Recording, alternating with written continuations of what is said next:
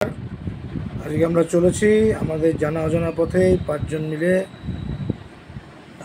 আজকে আমাদের গন্তব্যস্থল বোলপুর শান্তিনিকেতন। এখন ঘড়িতে প্রায় 5:30 বাজে। আমরা বাড়ি থেকে রওনা হলাম। আমরা এখন যাব বেলঘড়িয়া স্টেশন, সেখান থেকে যাব শিয়ালদা। শিয়ালদা থেকে আমাদের ট্রেন হচ্ছে মাতারা এক্সপ্রেস। মাতারা এক্সপ্রেস করে আমরা পৌঁছে যাব শান্তিনিকেতন। আপনারা দেখতে থাকুন। আমরা প্রত্যেকটা খুঁটিনাটি বিবরণ আপনাদের কাছে তুলে ধরব। রবীন্দ্রনাথ ঠাকুরের বিখ্যাত শান্তিনিকেতন এবং তারপরে থাকবে বা দর্শন করব তারাপীঠে, তারপরে আমরা বাড়ি ফিরে আসব। তো চলতে থাকুন আমাদের সাথে। ধন্যবাদ। একটু আগেই হয়ে গেল না? বেলঘড়িয়া স্টেশন আমরা পৌঁছে গেছি। এখন আমরা রওনা হচ্ছি শিয়ালদার উদ্দেশ্যে। আর আধ ঘন্টা পর আমাদের শিয়ালদা আমরা পৌঁছে যাব। তারপর আমরা ট্রেনে উঠব। এখন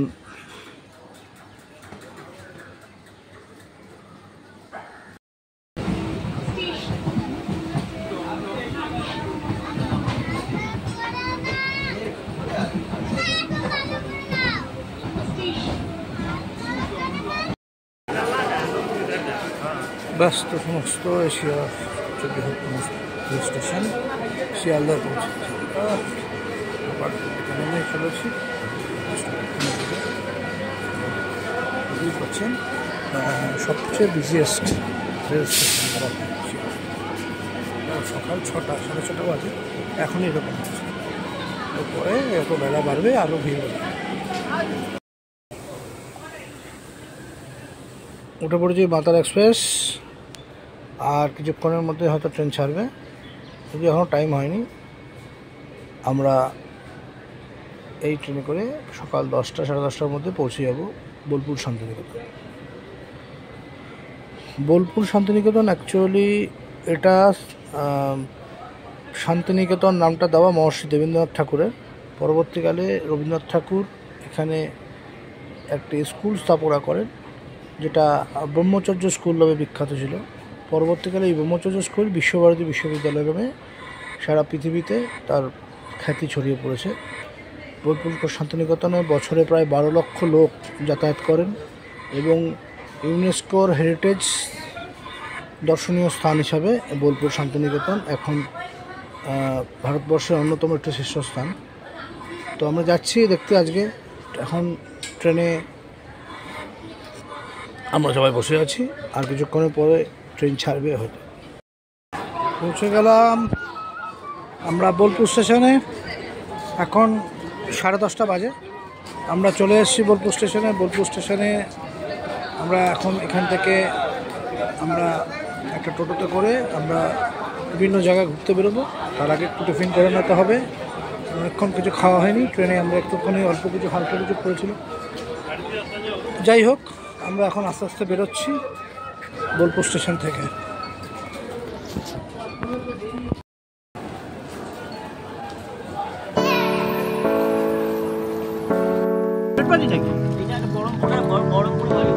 বিশ্বভারতী এলাকায় ঢুকে গেছে। আমি বলছি এগুলো কি সব প্রাইভেট এরিয়া?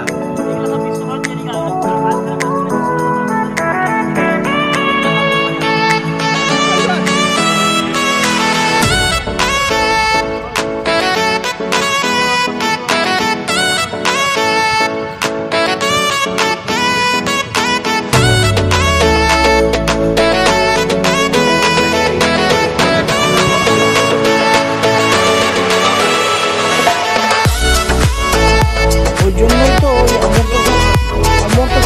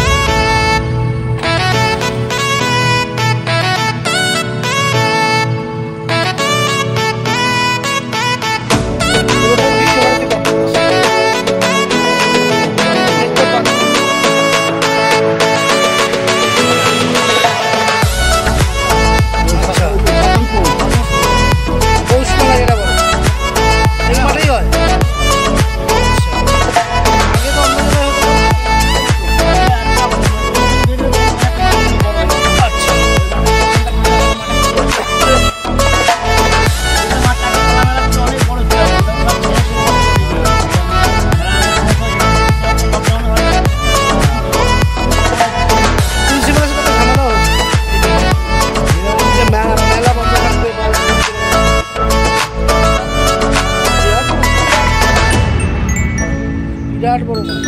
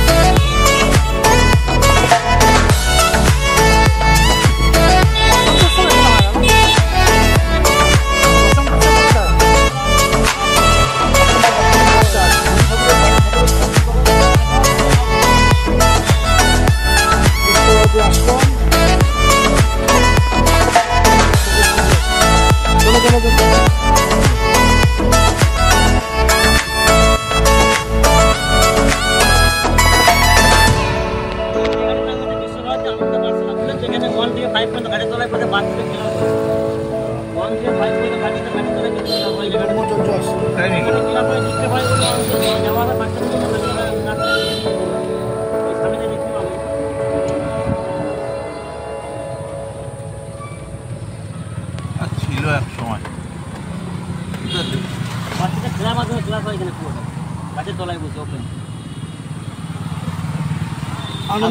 স্ত্রীর নাম ছিলেন মৃণালী দেবী। ওনার যখন মারা যায় মৃণালী দেবী, ওনাকে বাইরে রাখা হয়েছিল, খড়ের চালা মাটির বাড়ি রাখা হয়েছিল 1 ঘন্টার জন্য। ওই জন্য মাটির বাড়ির নাম দিয়ে দেহুলি বাড়ি। ওই যে মাটির বাড়ি দেখতে পাচ্ছেন, খড়ের চালা মাটির বাড়ি। আচ্ছা আচ্ছা, ওই দেহটা রাখা হয়েছিল এখানে এনে, ওই জন্য নাম দিয়ে দেহুলি বাড়ি।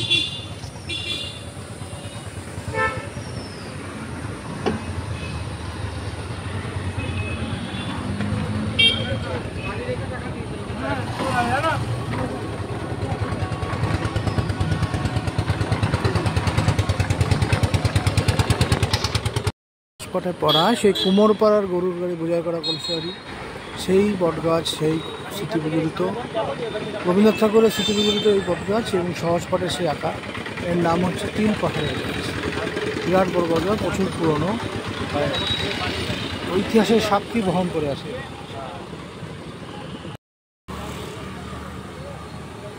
গাছের গুড়ি নেমে এসেছে, শাখা প্রচুর প্রচুর প্রচুর গুড়ি বটগাছের মূল কাণ্ড, পাশাপাশি গুড়িগুলোকে দেখা যাচ্ছে। এটা একটা দর্শনীয় স্থান, অবশ্যই বন্ধুরা এটা দেখতে খুবই ভালো লাগছে। এই সেই বিখ্যাত তালধ্বজ।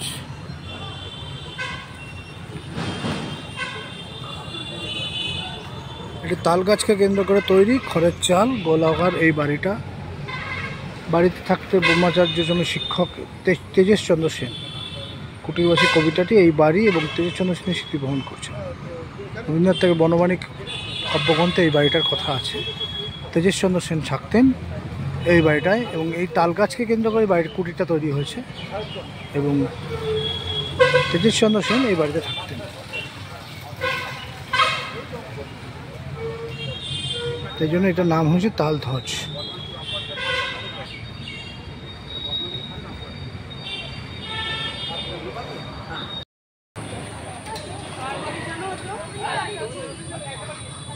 বিশ্বভারতী গেট, এটা আনন্দ রূপম তৎ যোগ সাথী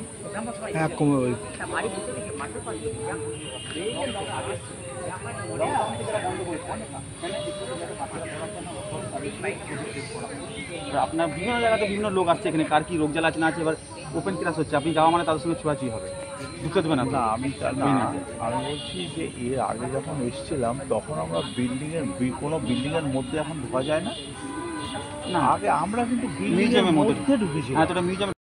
এখানে কোনো পুজো পাঠ হয় না, কারণ এরা সব হলো ব্রহ্ম সমাজের লোক, চোখে না দেখলে বিশ্বাস করে না।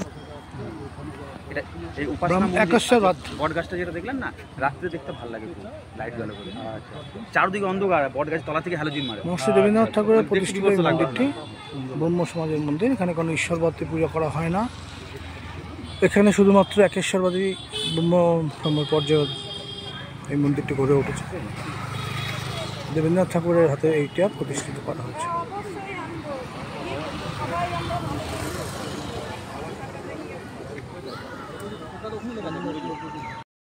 বিল্ডিংটার পিছনে। আচ্ছা। বড়দের ক্লাস হচ্ছে, সব আম গাছের তলায় ক্লাস হয় বসে ওঠে। এখন দেখা যাবে? ওটা আপনাকে ওই দিক দিয়ে দেখাবো, আমি ছাতিমতলা থেকে দেখাবো।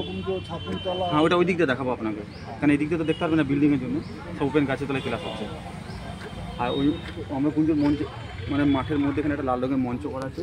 তো ওখানে যারা যখন শেষ টাইমে পড়াশোনা করে বেরিয়ে যায় তখন কী হয়, তাদেরকে একটা ডেট দিয়ে ডাকা হয়।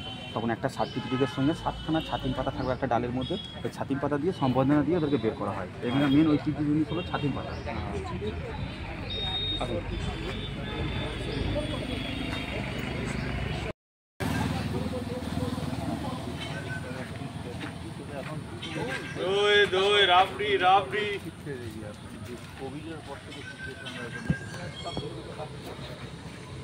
ছাতিমতলা,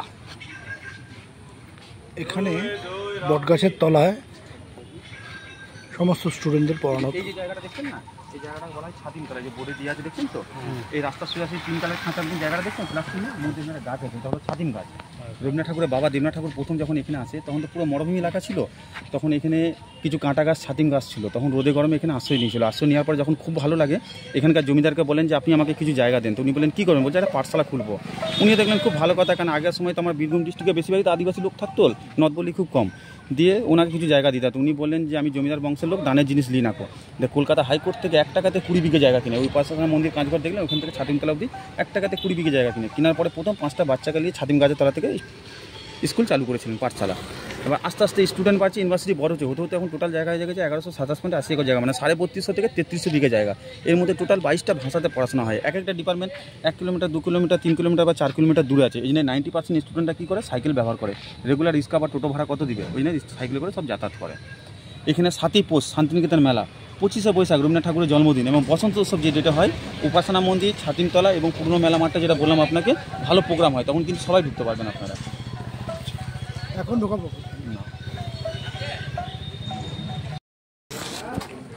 প্রবেশ করতে চলেছি এখন মিউজিয়াম, রবীন্দ্র মিউজিয়াম আমরা ঢুকছি।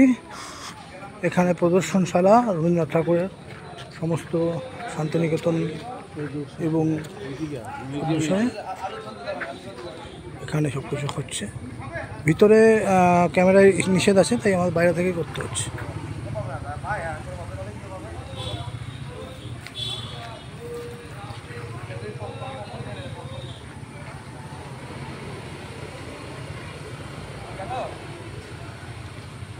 এসেছিলাম তো বহু বছর আগে, এই মিউজিয়াম দেখা হয়নি। এই বিল্ডিংটা ঢুকে এখন আমার মনে পড়ছে, হচ্ছে হ্যাঁ এখন মনে পড়ছে এইরকম। আমি তো অনেক বছর আগে, আমার তো কিছুই মনে পড়ছে, না অনেক বছর আগে আছে, অনেক বছর আগে এসেছিলাম। এই মুহূর্তে সব মনে পড়ছে না, কিন্তু এই বিল্ডিংটা এটা দেখে মনে পড়ছে। ওইদিকে সব গাছগাছালি সব ওইদিকে আছে। যদিও আমাদের ব্যাপারটা একটু ইয়ে হয়ে গেছে, দিদি ছোঁয়ার মতন হয়ে গেছে। আজকে সেটা হচ্ছে না তো, হ্যাঁ আজকে সেটা না, আজকে তো সেরকম হচ্ছে না, ওইটা ওইখান থেকে হয়ে তারপরে এটা ইয়ে করেছিল। কোথায় কি দেখেছিলাম অত মনে নেই, একদমই মনে নেই, এটা তো নতুনই লাগে আমার। রবীন্দ্র সংগ্রহশালা বা মিউজিয়াম, আমরা রবীন্দ্রনাথের এই সংগ্রহশালাতে এখন ঢুকতে যাচ্ছি। মিউজিয়াম ভিতরে ফটোগ্রাফি প্রোহিবিটেড আছে, তাই আমরা বাইরে থেকে যতটা পারি ক্যাপচার করার চেষ্টা করছি।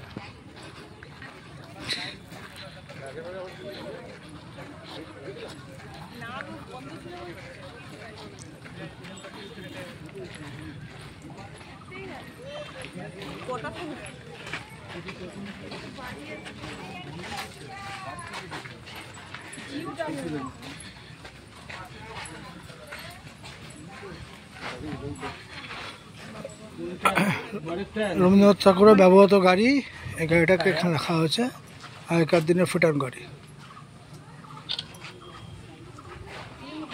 হ্যাঁ, টায়ারের নাম লেখা আছে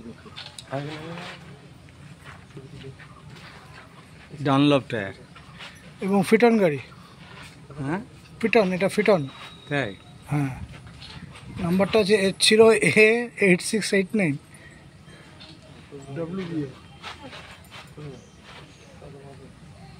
কোথায় দেখলেন? ওই যে, হ্যাঁ।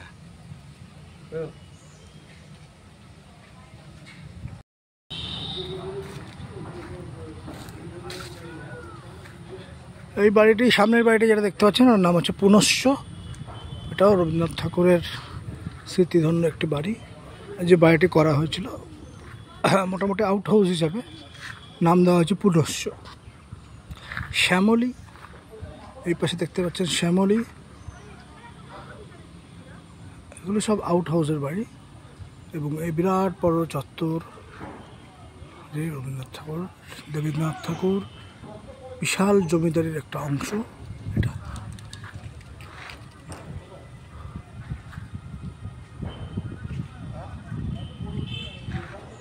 বিরাট বড় আম গাছ এবং এত সুন্দর জায়গা, গুড মেনটেন বাই বিশ্বভারতী। ভালো বড় বিশ্বভারতী মেনটেনও করেছে সুন্দর।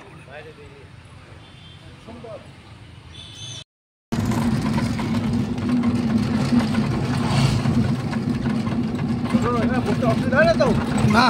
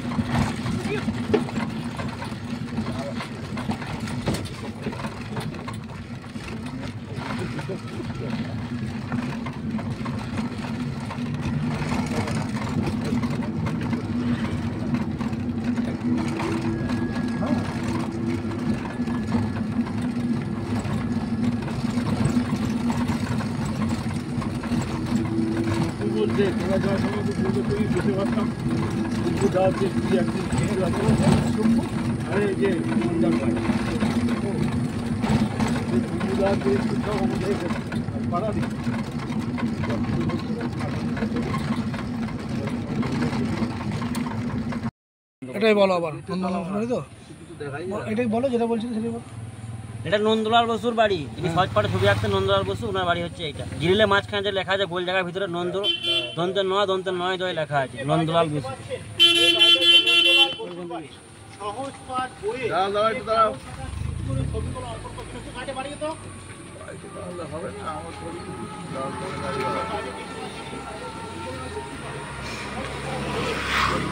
নন্দলাল বসুর বাড়ি এটা। সেই সহজ পাঠের যিনি প্রত্যেকটা ছবি এঁকেছেন, সেই নন্দলাল বসু, বিখ্যাত শিল্প, তার বাড়ি। এখানে গেটের মধ্যে নন্দ বলে লেখা আছে, এটা ঢুকতে দেয় না, এটাই মুশকিল। এই বাড়িটা হচ্ছে অমর্ত্য সেনের বাড়ি। বাড়ির নাম হচ্ছে পতিচি। বাড়ির মধ্যে বানর লাফালাফি করে, মানুষ নাই মনে হয়। বাড়িতে দেখাশোনা করার জন্য লোক আছে, কেয়ারটেকার রাখা আছে। কেয়ারটেকার রাখা আছে, কিন্তু অমর্ত্য সেন এখন থাকেন না। যখন আসে তখন এখানে থাকে। যখন আসেন তিনি এইখানে থাকেন। বাড়িটার নাম হচ্ছে পতিচি। এই তার গেট, বাড়ির সামনে লেখা আছে 80 সেন। আর এই তার ভিতরে বাড়ি এবং বাগান, পতিচি 80 সেন।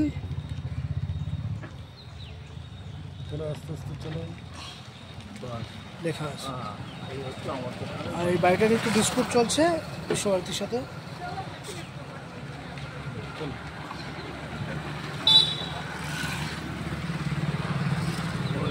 দরজা খোলা আছে। বাড়ির মধ্যে দেখো বানর লাফালাফি করছে। সব হনুমান, একটাও বাদর নেই, সব হনুমান। অমর্ত্য সেন বিজেপি করে কি?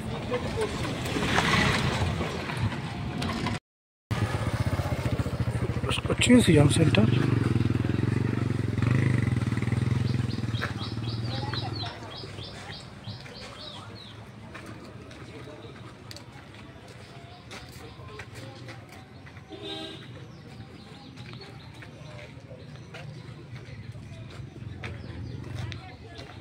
আদিবাসীদের বিভিন্ন সংস্কৃতিকে তুলে ধরার জন্য পুরুলিয়া, বীরভূম, বাঁকুড়ার সমস্ত পুতুল দিয়ে এই সেন্টারটি সাজানো হয়েছে।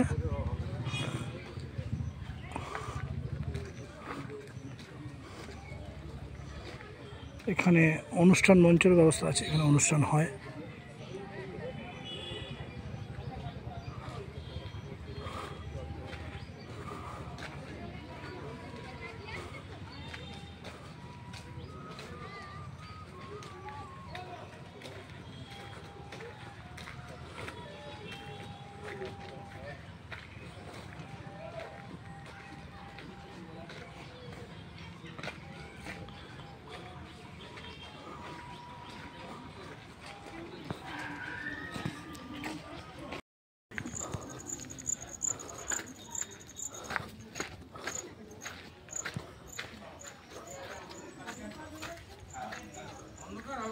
পশ্চিমবঙ্গ শিল্পগ্রামটির নাম পশ্চিমবঙ্গে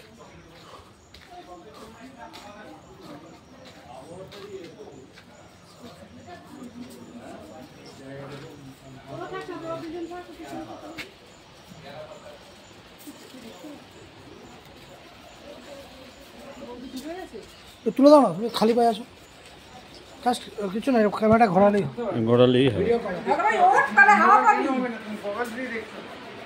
পাকা চলছে তো, পাকা চলছে তো।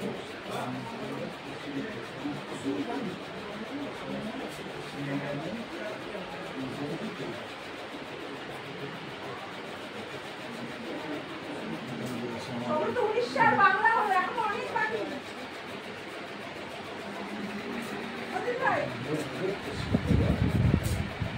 উড়িষ্যার বাংলা হলো, এখন অনেক বাকি।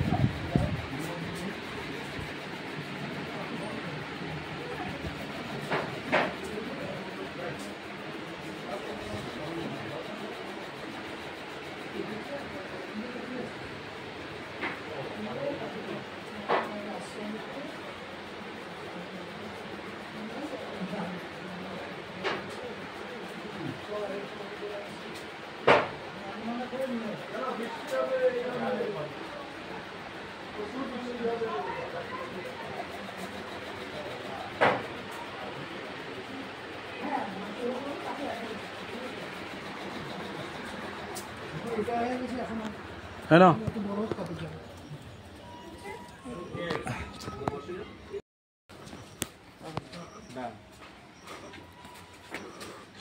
हाथ दिखाते বলো Ready?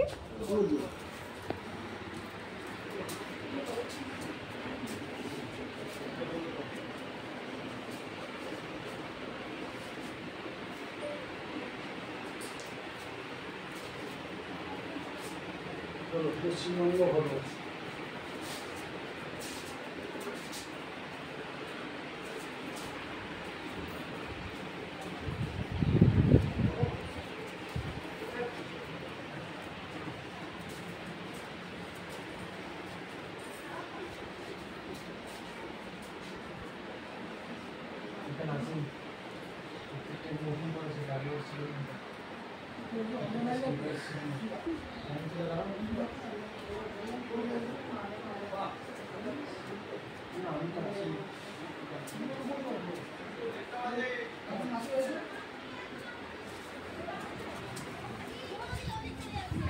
না অফ কর হয়ে গেছে ভালো তুলেছি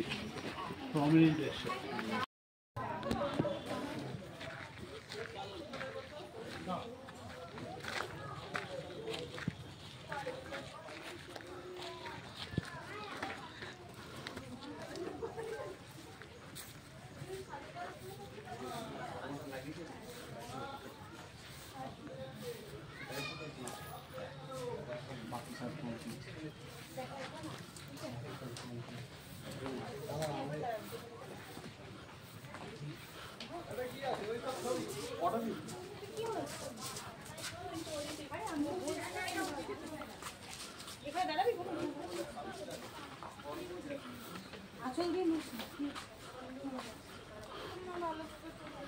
ছবি তুলছি, এখন তুলবো ছবি, তুই আমাদের ভাই রাখ না।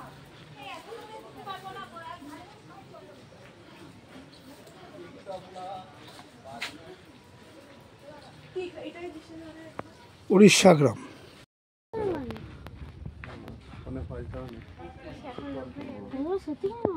হ্যাঁ চলো চলো, হ্যাঁ এসো এসো, হ্যাঁ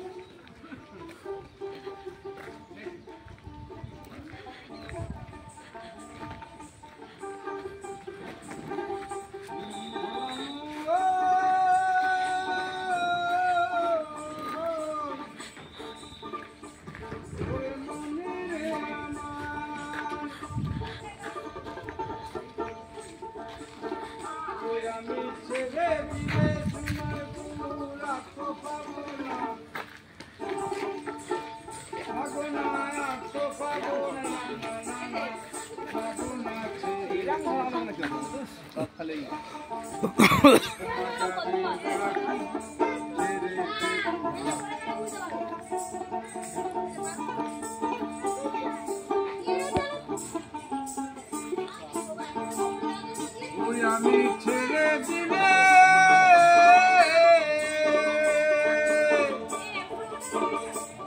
দিলে মনের মানুষ আর তো পাবো না, লাগো না আর তো পাবো না, না না না লাগো না, ছেড়ে দেব না, তোমায় হৃদয় মাঝে রাখিব, ছেড়ে দেব না।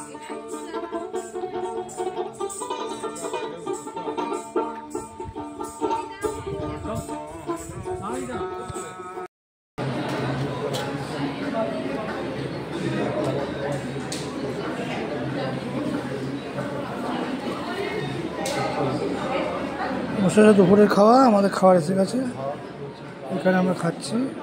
আছে বিভিন্ন রকম নিরামিষ পদ দিয়ে খাবার খাচ্ছি।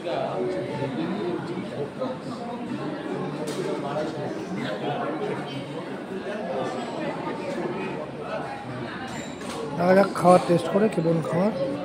খিদে পেয়ে গেছে, খুব ক্লান্ত আমরা।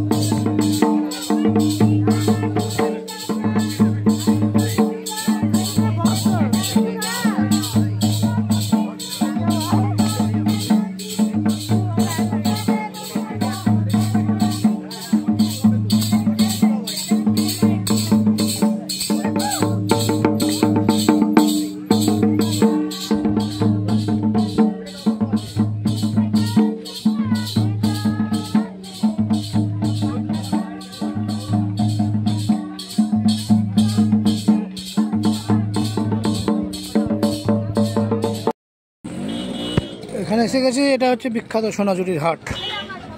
এই সোনাঝুরির হাটে আমরা প্রবেশ করছি। এখানে বিভিন্ন ধরনের হ্যান্ডিক্রাফটস জিনিসপত্র সব কিছু পাওয়া যায়। বিশাল বড় হাট। এই হাটটা প্রত্যেক দিন বসে, শুধুমাত্র বুধবার বাদে। বুধবার ছাড়া এই হাটটা প্রত্যেক দিন বসে এবং এই হাট উপলক্ষে প্রচুর ব্যবসাদার এখানে অহর ব্যবসা করে এবং প্রচুর দর্শনার্থী পর্যটক এখানে এসে হাট থেকে জিনিসপত্র কেনাকাটি করে। বিখ্যাত সোনাঝুরির হাট আমরা ঢুকে পড়েছি, আপনারা দেখতে থাকুন।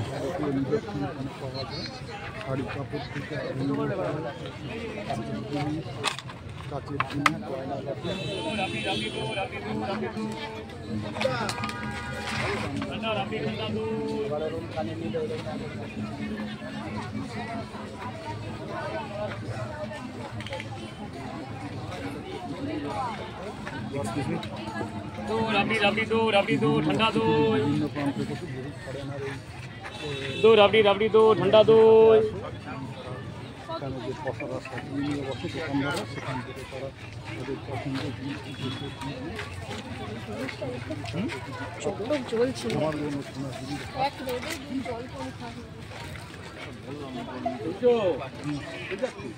এইসব দেখছি, হ্যাঁ সব দেখছি তো।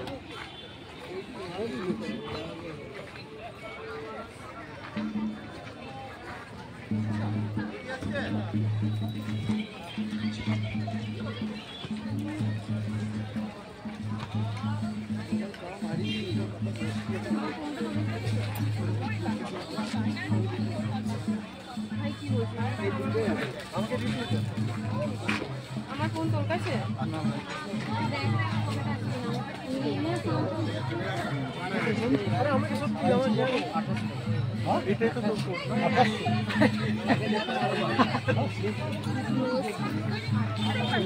এই তো আসছি।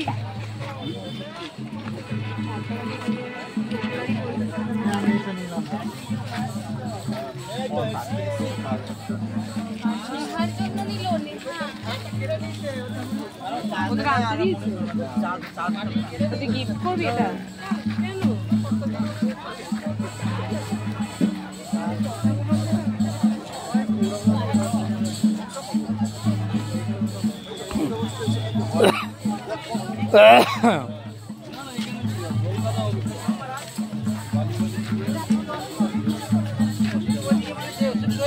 এই পার্সগুলো কত? 120 করে। মানে ওই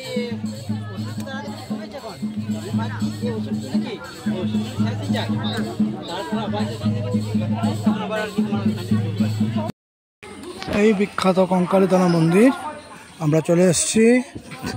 কঙ্কালীতলা মন্দির, এখানে মা অত্যন্ত জাগ্রত, প্রচুর লোক আসেন পুজো দিতে।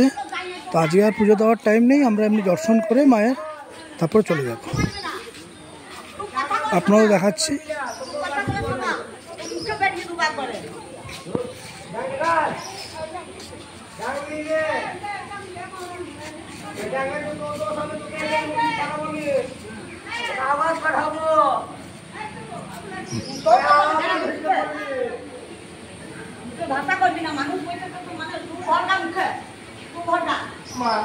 কঙ্কালীতলা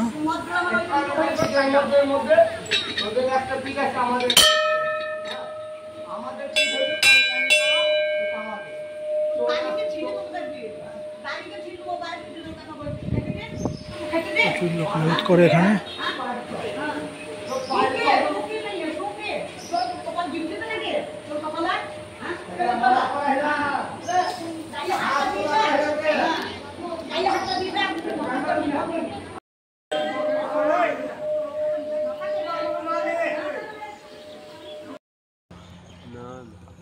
এই সেই বিখ্যাত কঙ্কালীতলা, আর কঙ্কালীতলার পাশের পর দিয়ে চলেছে কোপাই নদী।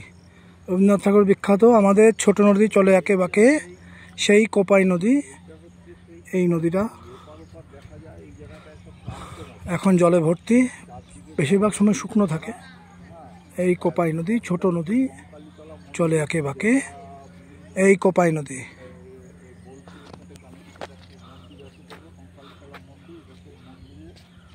পিছনে হচ্ছে কোপাই নদী। এই কোপাই নদী কেন্দ্রিক সব এখন বসতি গড়ে উঠছে, বিতর্কও আছে এই কোপাই নদী। চলে আসলাম তারাপীঠ মহাশ্মশান।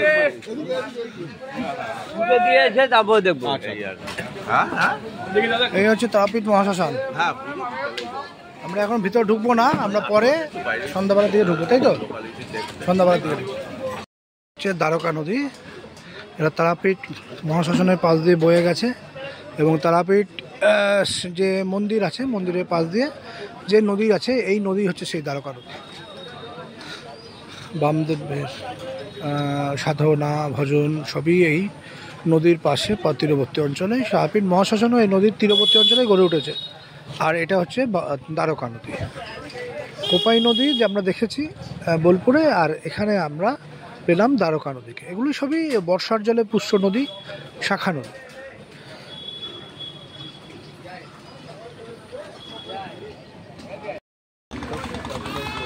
এই দ্বারকা নদী একদম ব্রিজের উপর থেকে দেখাচ্ছি কোথা থেকে কোথায় এসছে।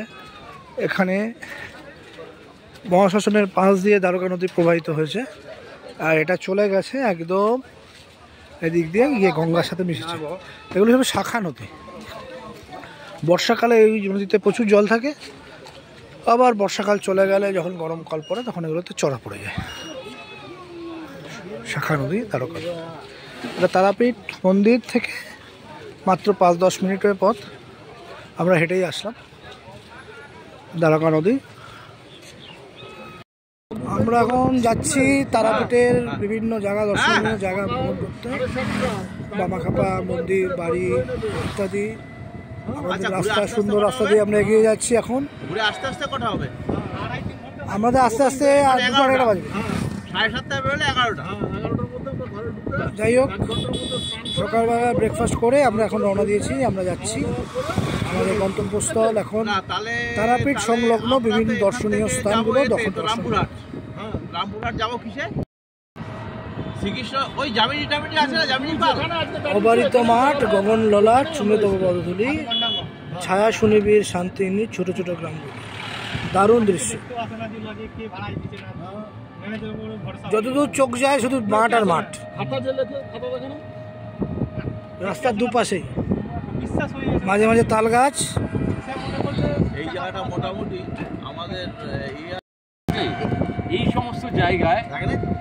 সমস্ত জায়গায় ঘর ভাড়া নিয়ে 2-1 বছর থেকে যাবে। হ্যাঁ, কেন মোটামুটি ভাবে তুই ওই দিকের কেন কথা বলছিস? তুই এতে জানা সিকিম বা ওই সাইডে তুই মনে হয় গরমের দিনে 15 দিন থাকবি। সাপোজ থাকে না, তুই গরম বললে থাকবি মনে কর, তাহলে থাকবি একটা পার্টিকুলার জায়গায়। একবার এই হোটেল একবার ওই হোটেল করবি না? না, আমি হোটেলের কথা বলছি। তাহলে তুমি স্থায়ী বাসিন্দার মতন থাকবে, 6 মাস থাকবে, 1 বছর থাকবে। কি করে পারবি? তুমি একটু প্রত্যন্ত জায়গায় যাবে, ঘর ভাড়া নেবে, যেরকম তুমি ও তোরা তারা আজকে তুই ঘর ভাড়া নিয়ে থাকবি। হ্যাঁ, তুই ঘর ভাড়া নিয়ে থাকবি। হোটেলের যে ইয়েটা ওই কনসেপ্ট, এবারে ঘর ভাড়া নিয়ে থাকবি তো রান্নাটা করবি। রান্না ওই ঘরে কি অ্যালাউ করে? তাতে কষ্টের প্রচুর হাই হয়ে যায়। হাই হয় না? এটা হয়। তুমি সিকিমের কথা বলছো তো? সিকিম বলছো না? আসলে আমাদের অরিজিন গ্রামের। আমার গ্রাম দেখতে খুব ভালো, স্বাস্থ্যকর পরিবেশ এখানে। সেইখানে তুমি ঘর ভাড়া নিয়ে রাখবে। তোমার ওই সিকিমে ভাড়াটা কাটা তুমি একটা সাধারণ ভাড়াটিয়া হিসেবে একটা সিকিমে তো এখান থেকে 5-10 কিলোমিটার গাড়ি থাকবে এখানে। তারপরে এখানে থাকবে, বক্তব্য চলে আসবে। তারপরে পেইং গেস্ট হিসাবে থাকবি তো? আমরা এসে পৌঁছেছি প্রথম আমাদের দর্শনীয় স্থান। এটা আমাদের প্রথম দর্শনীয় স্থান। জগৎমণিমন বাকারাম সিংহ দুয়ার নির্মিত হইল পণ্ডিত প্রতাপ পচক বীরভূম বর্ধন বাকাচাঁদ সিংহ দুয়ার।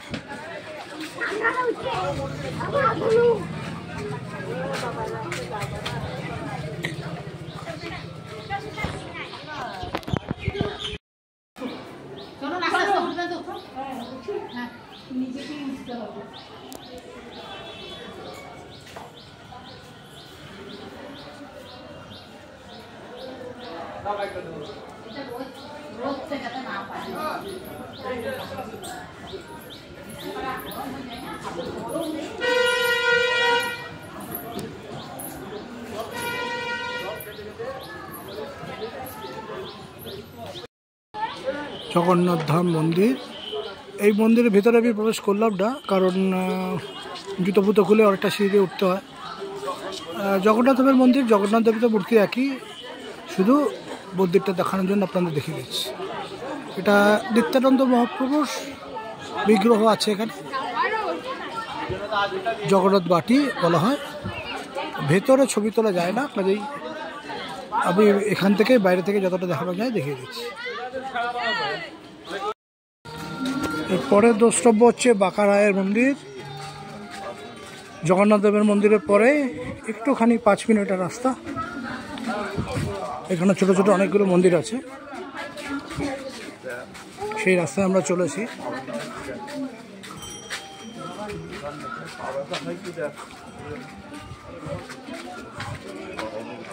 এখন মন্দিরে কিছু সংস্কার কাজ হচ্ছে কেটে, আর মন্দিরের ভিতর ছোট ছোট অনেকগুলো মন্দির।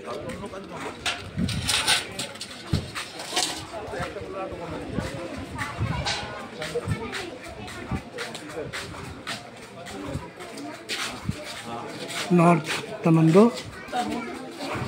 প্রভুর বাঁকারায় শ্রী মন্দির।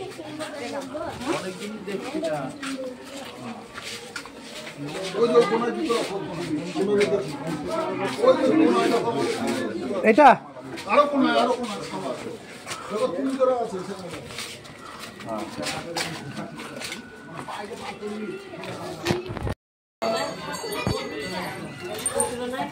নিতাই বাড়ি, নিতাই বাড়ি ঘুরে আসলাম। পায়ে ফসকা ধরে গেছে, এত গরম, খালি পায়ে যেতে হয়, প্রচণ্ড গরম, পায়ে রীতিমতো ফসকা পড়ে যাচ্ছে। এটা হচ্ছে বাঁকারাম অন্তর্ধান স্থল। এখান থেকে বাঁকারাম পুকুরের মাঝখান থেকে হঠাৎ করে অন্তর্ধাত হয়ে গেছে। এটাই হচ্ছে বাঁকারাম অন্তর্ধান স্থল, জানুকুণ্ড বলা হয়। প্রচুর ভিড়। নামলাম না, বাইরে থেকে যতটা দেখা যায় দেখে নিলাম। এই পুকুরের মধ্যে বাঁকারাম অন্তর্ধান হন, প্রভু শ্রীকৃষ্ণের দেহে বিলীন হয়ে যায়। এছাড়া এখানে বলা হয় এই পুকুরের জল নাকি সপ্ত নদীতে গিয়ে মিশেছে।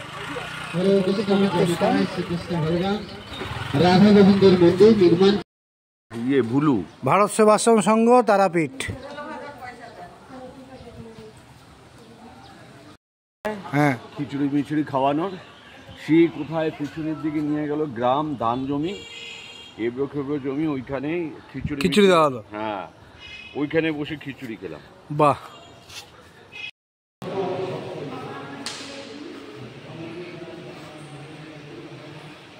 কি ইঞ্জেকশনের শিশি, এগুলো সব গাই দিয়ে তৈরি। আচ্ছা,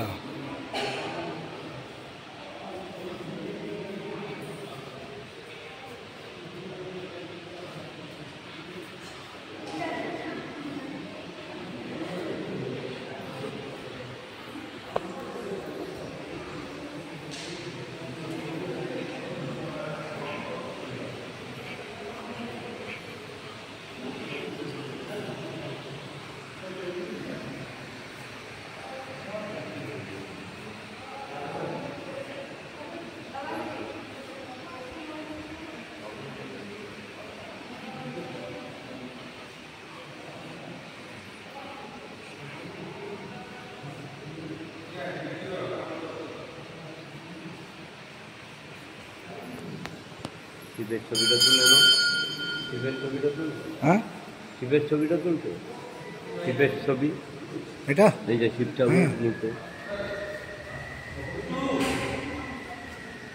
ভিডিওটা কেমন হচ্ছে? সব উঠে গেছে।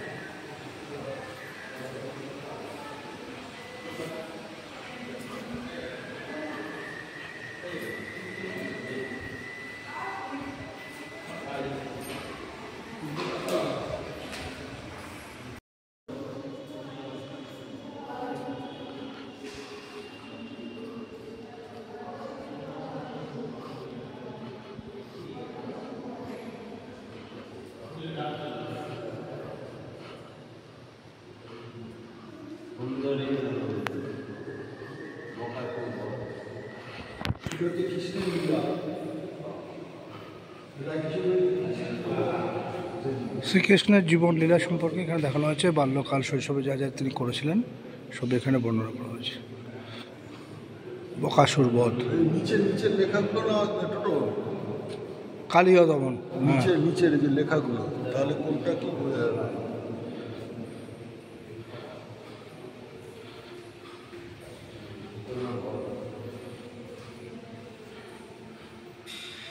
ননী চুরি,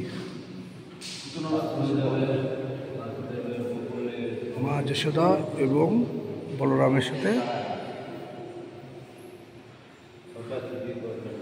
এটা হচ্ছে পুতনা বধ।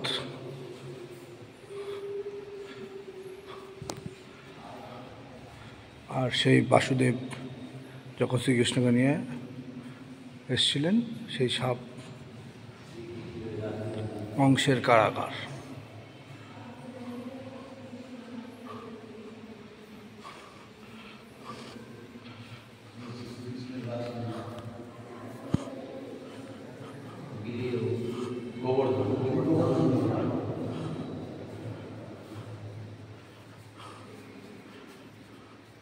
শ্রীকৃষ্ণের রাসলীলা।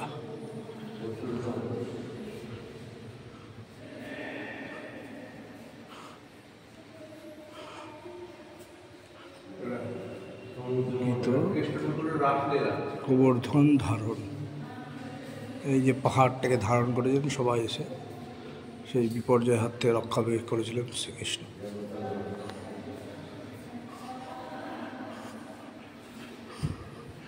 সমুদ্র মন্থন, এই অসুরগণ, কালী নাগ, বাসুকী নাগ, সেই মন্থনে লক্ষ্মীদেবী উঠে আসছেন, অমৃত দেবতারা।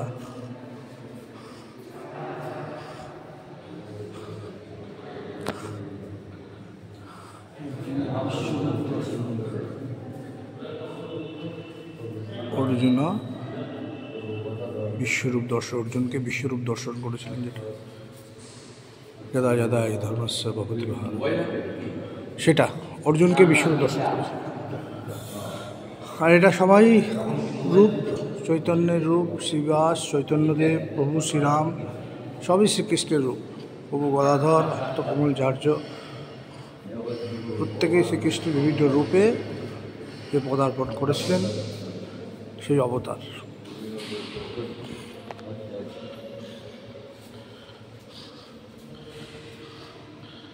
কৃষ্ণ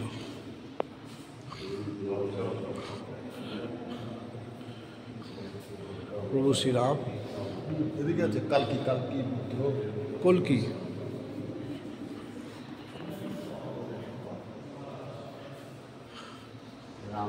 কল্কিদেব, বুদ্ধদেব, শ্রীকৃষ্ণ,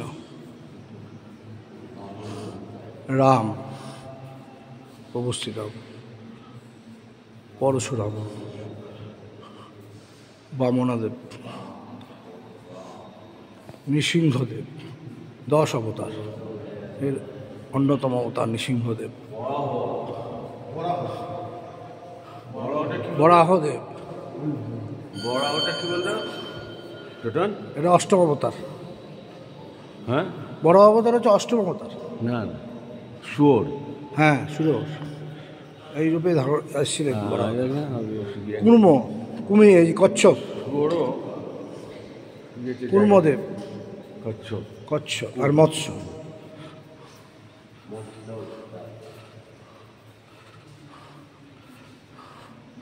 মৎস্য অবতার, মানে সব অবতারই আছে।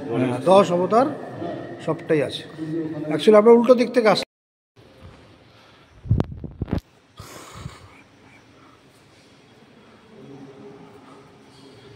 এই শ্রীকৃষ্ণ রাধা, সে রাসলীলা, রাধা কৃষ্ণ।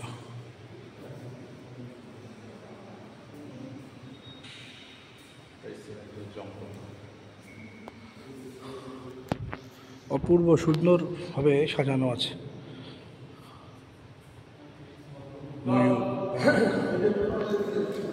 দেবীর বিভিন্ন রূপ, ছিন্নমস্তা রূপ, ধূমাবতী, বগলা, মাতঙ্গী। এই মাতঙ্গী রূপ কিন্তু অনেক ভয়ানক রূপও আছে, এটা হচ্ছে ভালো রূপ। মাতঙ্গীর একটা ডার্ক সাইড আছে, সেই রূপটা আদিবাসীরা পূজা করে। কমলা, এই দেবী দুর্গা, সরস্বতী, কার্তিক, আর এই মা কালী, মা তারা, ষোড়শী, ভুবনেশ্বরী এবং ভৈরবী রূপ।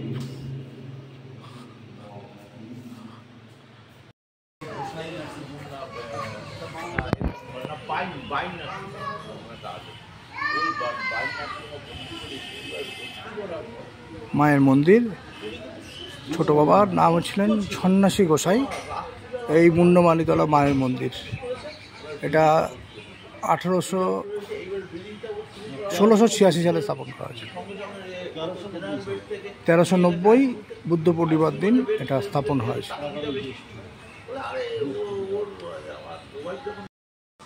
হ্যাঁ, এটা দ্বারকা নদীর একটা ভিউ। এই নদীগুলি হচ্ছে শাখা নদী, বর্ষার জলেই পুষ্ট, পরবর্তীকালে এগুলো তো শুকনো থাকে, ফলে নদী বেশি চওড়া নয়, ছোট নদী। আমাদের তারাপীঠ এবং শান্তিনিকেতনের যে ভ্রমণ ছিল সেটা আমরা শেষ হতে চলেছে। আজকে আমাদের বাড়ি ফেরার দিন। আমরা তারাপীঠের হোটেল থেকে এখন বেরোবো, বেরিয়ে আমাদের লাঞ্চ করব। লাঞ্চ করে আমরা মা তারা এক্সপ্রেস থেকে আমরা মা তারা এক্সপ্রেস ট্রেনটা ধরবো। আমরা মা তারা এক্সপ্রেস ট্রেন থেকে আমরা বাড়ি চলে যাব। তো আশা করি আমরা যে ভিডিওগুলো আপনাদের সামনে তুলে ধরলাম মোটামুটি আপনাদের ভালো লাগবে। অনেকগুলো জায়গায় ঘোরা হয়েছে, অনেকগুলো জায়গাতে ভিডিও করার অনুমতি ছিল না, তাই হয়তো ভিডিও করা সম্ভব হয়নি। তবুও এটা প্রথম প্রচেষ্টা। আশা করি ভবিষ্যতে আরও সুন্দর করে আপনাদের সামনে প্রেজেন্ট করতে পারবো। একটা জায়গার, বিভিন্ন জায়গার স্থান, মাহাত্ম্য এবং জিওগ্রাফিক্যাল বিভিন্ন খুঁটিনাটি তুলে ধরার চেষ্টা করব। তো আজকের মতো বিদায় নিচ্ছি, আর এবার বাড়ি ফেরার পালা। জয় মাতা। দেবীর বিভিন্ন রূপ, ছিন্নমস্তা রূপ, ধূমাবতী, বগলা, মাতঙ্গী। এই মাতঙ্গী রূপ কিন্তু অনেক ভয়ানক রূপও আছে, এটা হচ্ছে ভালো রূপ। মাতঙ্গীর একটা ডার্ক সাইড আছে, সেই রূপটা আদিবাসীরা পূজা করে। কমলা, এই দেবী দুর্গা, সরস্বতী, কার্তিক, আর এই মা কালী, মা তারা, ষোড়শী, ভুবনেশ্বরী এবং ভৈরবী রূপ।